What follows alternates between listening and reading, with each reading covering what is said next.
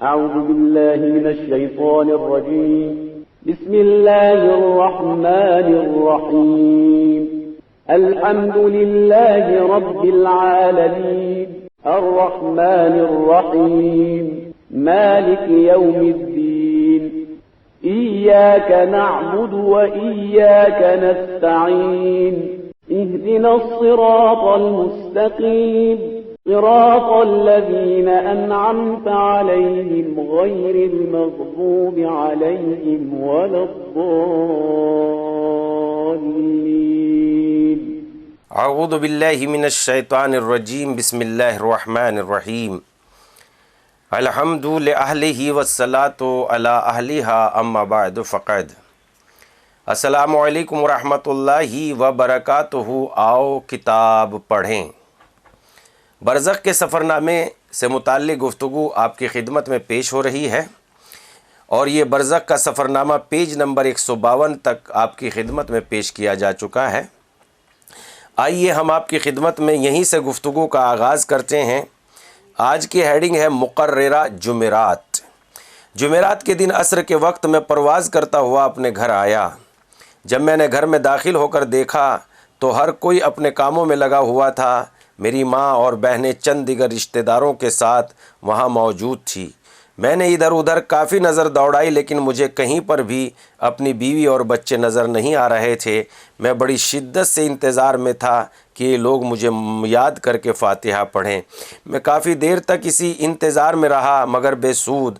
اب رشتہ دار اپنے گھر واپس جانے کے لیے اٹھ رہے تھے، اور میری ماں اور بہنیں بھی میرے سیر کرنے کے لیے گھر سے باہر جانا چاہ رہی تھی. میں بڑی حیرانی سے یہ منظر دیکھ رہا تھا کہ کسی کو میری یاد نہیں آ رہی ہے. یہ لوگ کتنی جلدی مجھے بھول چکے ہیں، اور اس پر میں انتہائی غمگین ہو گیا. میں جانتا تھا کہ گھر والے نہ تو مجھے دیکھ سکتے ہیں اور نہ میری آواز سن سکتے ہیں، لیکن پھر بھی میں نے روتے ہوئے چیخ کر کہا، اے میری ماں، اے بہنوں، اے میرے عزیز رشتہ داروں، تمہیں خدا کا واسطہ مجھ پر کچھ ترس کھاؤ. میری یاد بھی اپنے ذہن میں لاؤ اور میری غربت و تنہائی پر کچھ رحم کھاؤ. میں بہت سخت عذاب میں گرفتار ہوں. میرے بارے میں اتنی کنجوسی سے تو کام نہ لو. آخر تم میرے ایصال ثواب کے لیے کچھ پیسہ خرچ نہیں کر سکتے، انفاق فی سبیل اللہ نہیں کر سکتے، صدقہ و خیرات نہیں کرا سکتے، تو کم از کم میرے لیے ایک سورہ فاتحی پڑھ دو. خدا کی قسم اس سے تمہارے مال و دولت میں کوئی کمی نہیں آ جائے گی. اچھا، اگر تم فاتحہ بھی نہیں پڑھ سکتے تو اتنا ہی کر دو کہ جب اپنے دسترخوان کی بچی کچی غذا کو پرندوں کو ڈالنے لگو، یا کھانے سے بچی ہڈیوں کو کتوں بلیوں کے سامنے پھینکنے لگو، تو ان پر ہی میرے ایصال ثواب کی نیت کر لیا کرو. جب خشک روٹیاں پھینکنے لگو یا پرندوں کو ڈالنے لگو تو اس وقت ہی کم از کم مجھے ثواب پہنچانے کی نیت کر لیا کرو، کیونکہ اس عمل کا ثواب بھی مجھ تک پہنچ جائے گا. مجھ پر لعنت ہو، جب میں دنیا میں تھا اگر اس وقت اپنے مال و دولت میں کچھ مقدار فی سبیل اللہ خرچ کر دیتا تو آج میں تمہارا محتاج نہ ہوتا. میری اتنی التجا ان پر کوئی اثر نہ ہوا.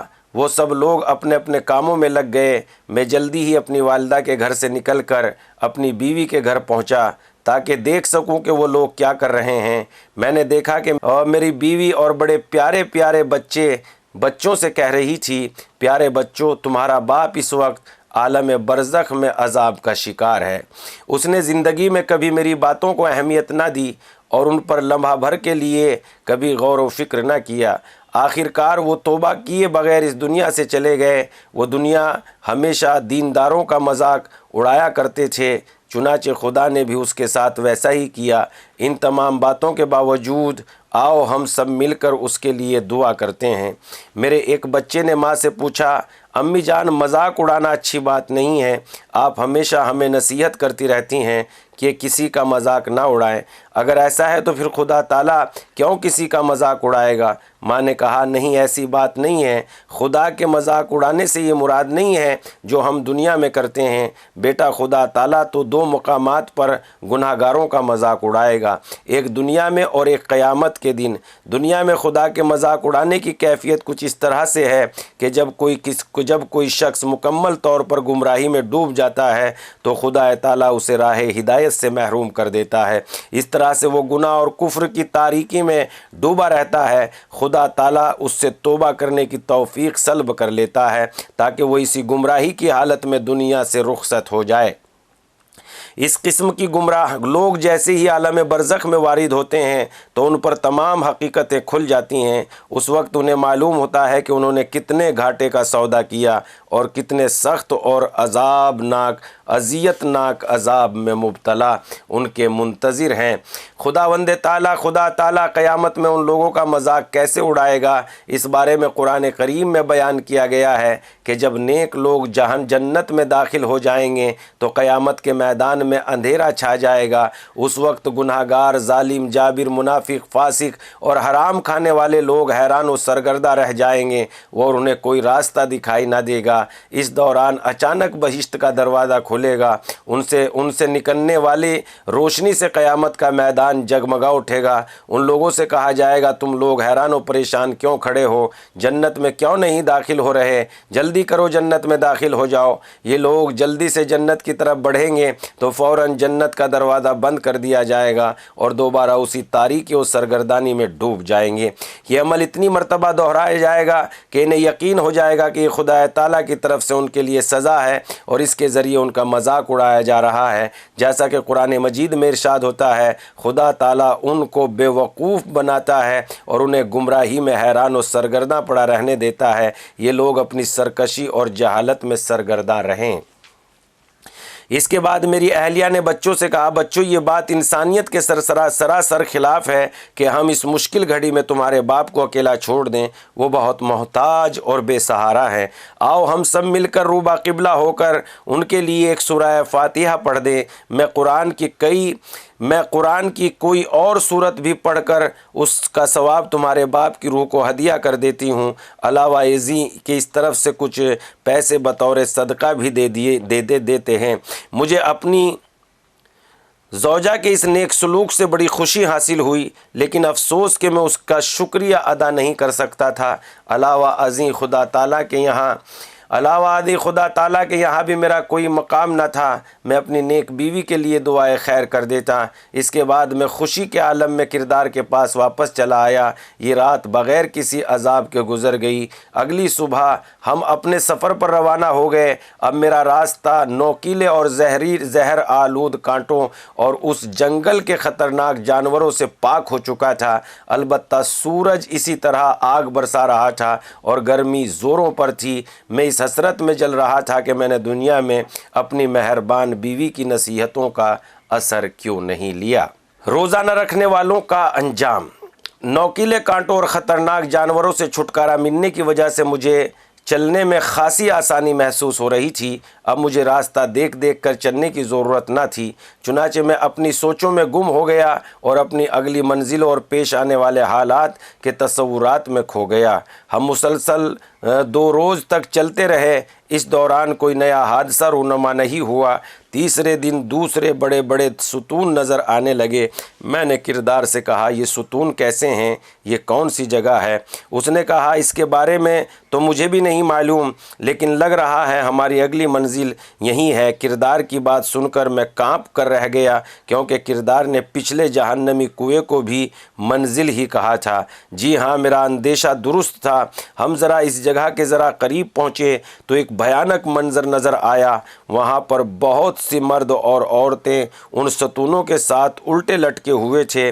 ان کے منہ سے بہت زیادہ خون نکل کر زمین پر پھیلا ہوا تھا۔ وہاں عذاب کے کچھ فرشتے بھی موجود تھے جو ہمارے منتظر دکھائی دیتے تھے۔ جیسے ہی ہم وہاں پہنچے، وہ فرشتے فوراً آگے بڑھے اور کہا، ان ستونوں میں سے ایک ستون تمہارے لیے مخصوص ہے۔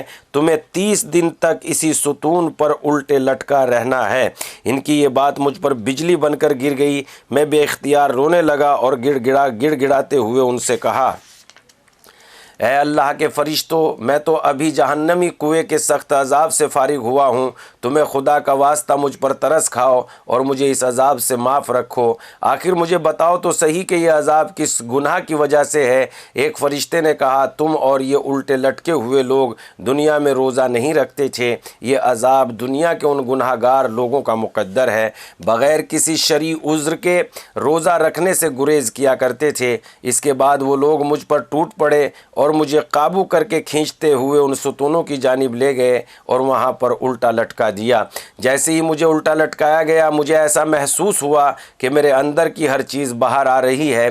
جیسے اس فرشتے نے کہا تھا، یہ عذاب رمضان المبارک کے 30 روزوں کے برابر 30 دن تک جاری رہا۔ اس دوران صرف رات کے وقت ہمارے منہ سے خون اور غلاظت نہیں نکلتی تھی اور کچھ آرام رہتا تھا۔ 30 دن گزر جانے پر میرے پاؤں کھول دیے گئے، جس پر میں منہ کے بل زمین پر گر کر درد سے تڑپنے لگا۔ اس موقع پر کردار نے میرے قریب آ کر زور زور سے کہا لگانا شروع کر دیے۔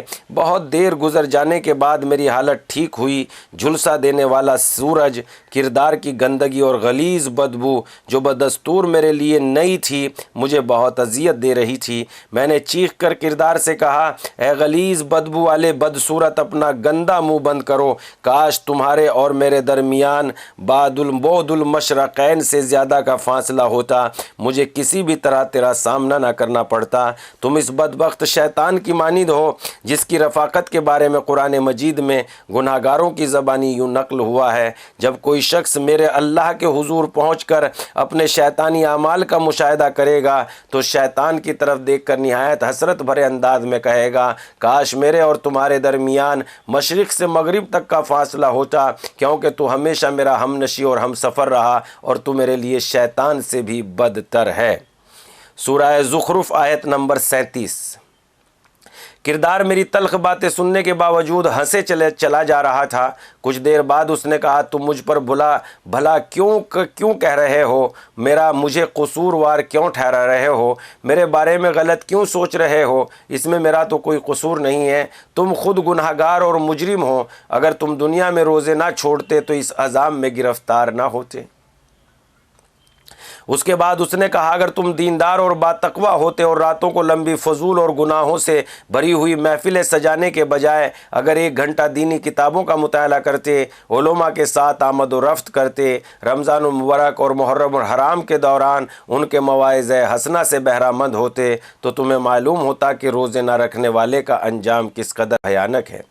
اگر تم خواہشات نفسانی کے اس قدر دل دادا نہ ہوتے اور اپنے ہمسایوں کے گھر منعقد مجالس عزام شرکت کی زحمت گوارا کر لیتے تو ان مجالس کے خطبہ جنہیں تم حقارت بھری نظروں سے دیکھتے تھے، ان کا مذاق اڑایا کرتے تھے، وہ لوگ تمہارے لیے بیان کرتے کہ بزرگان دین کا یہ فرمان ہے، اگر کوئی شخص بغیر کسی شرعی عذر کے رمضان المبارک کا 1 روزہ چھوڑ دے تو اس کے دل سے ایمان خارج ہو جاتا ہے، اور جس کا دل ایمان سے محروم ہو جائے اسے نہ تو عالم برزخ میں کامیابی نصیب ہو سکتی ہے اور نہ ہی قیامت کے دن یہ شخص عذاب الہی میں گرفتار ہو جائے گا، اور تم خود اپنی آنکھوں سے اس کا یہاں مشاہدہ کر رہے ہو، جبکہ روز قیامت مزید سخت عذاب تمہارے انتظار میں ہے۔ اگر تم نے قرآنی آیات اور احادیث کا مطالعہ کیا ہوتا تو تمہیں معلوم ہوتا کہ اس عالم میں روزہ تمہارے لیے کتنا کام آتا۔ انبیاء و ائمہ طاہرین سے منقول بہت سی حدیث روزے کے فوائد اور آثار کو بیان کر رہی ہے، جن میں سے چند یہ ہیں۔ ان ہستیوں کا فرمان ہے کہ روزہ قیامت کے دن روزے دار کے لیے آگ کے مقابلے میں ڈھال کی صورت اختیار کر لیتا ہے، جس کی وجہ سے ان کا بدن آگ کی تپش سے محفوظ رہتا ہے۔ اس طرح حضرت امام موسیٰ کاظم کا فرمان ہے، خدا تعالیٰ نے اپنے کچھ فرشتوں کو روزہ داروں کے لیے دعا کرنے پر مامور فرما رکھا ہے۔ اس طرح آپ کا فرمان ہے، روزہ دار کو 2 خوشیاں نصیب ہوگی، ایک افطار کے موقع پر اور دوسری اس موقع پر جب وہ عالم برزخ اور قیامت میں اپنے پروردگار سے ملاقات کا شرف حاصل کرے گا۔ کیا تم نے حضرت امام جعفر صادق علیہ السلام کا یہ فرمان نہیں سنا کہ روزے دار کا سونا عبادت، خاموشی، تسبیح، اعمال قبول اور اس کی دعائیں قبولیت کا شرف پا لیتی ہے؟ کیا تمہیں امام موسیٰ کاظم کا یہ فرمان نہیں معلوم، افطار کے بعد روزے دار کی دعا کو رد نہیں کیا جاتا اور وہ شرف قبولیت پا لیتی ہے۔